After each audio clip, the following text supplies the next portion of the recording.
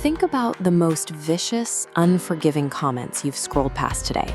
The ones telling a total stranger their life is worthless, or worse. If you want to understand the forces driving this behavior, hit subscribe, because we're going to break down why the internet brings out our worst. There is a specific archetype we encounter every day, the digital hypocrite. This user treats someone else's absolute worst moment, a public failure or a mental health crisis, like a punchline. Laugh off genuine agony, drop a cynical comment, and move on. But the momentum eventually shifts.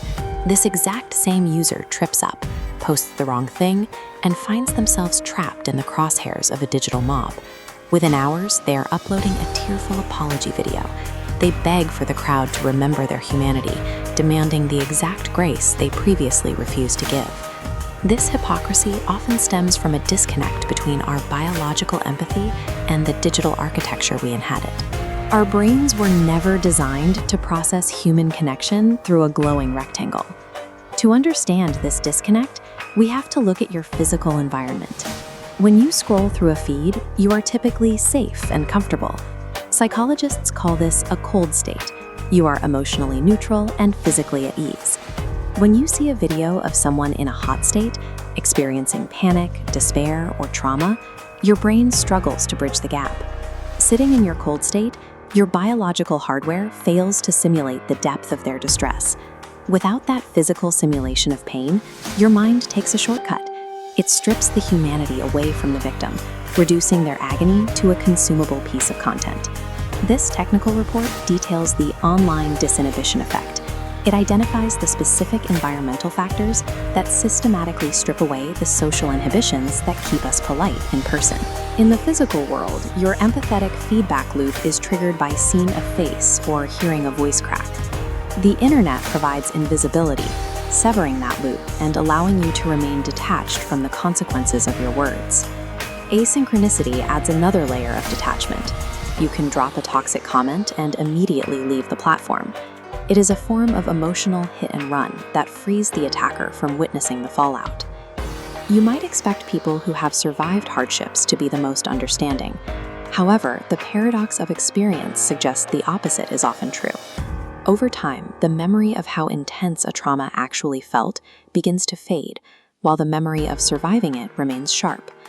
When they see someone else struggling, they conclude that because they survived, the current victim is simply being weak. Digital spaces reorganize our cognitive priorities. They make it physically harder for the brain to recognize that a string of text represents a person in genuine pain. Once the biological brakes are off, the dopamine-fueled rush of the crowd takes over. Joining a massive wave of public outrage provides an immediate sense of belonging and power. This leads to de-individuation. Your personal identity and individual responsibility dissolve into the mob, making it easy to participate in cruelty because the guilt feels divided among 10,000 people. The crowd functions as a group superego. If the entire group is attacking, you feel morally justified in doing the same, outsourcing your personal ethics to the collective will. For the most aggressive participants, the motivation often goes deeper. This portrait is of Sigmund Freud, who described a defense mechanism that explains many digital attacks: projection. We often subconsciously attack the traits and weaknesses in others that we secretly despise in ourselves. The victim on the screen becomes a surrogate for our own internal frustrations. High-intensity cyberbullying serves as a form of blind catharsis. The attacker manufactures a feeling of moral righteousness by destroying a person who reflects their own insecurities. Eventually, the cycle completes itself. The user who felt invincible behind their screen makes a mistake and becomes the focus of the crowd. The illusion of anonymity disappears instantly. They are thrown into a hot state of genuine panic and real-world anxiety as they realize the crowd is now treating them as a punchline. Under this immense pressure, the ego often undergoes a psychological regression.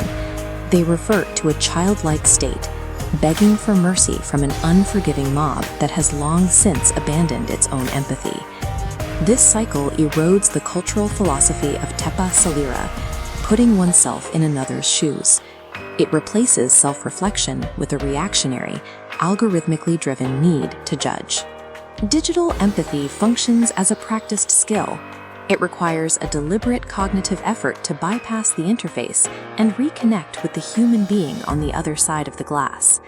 The digital law of cause and effect is ruthless. Failing to practice empathy today guarantees a devastating reality check when the mob eventually turns its sights on you.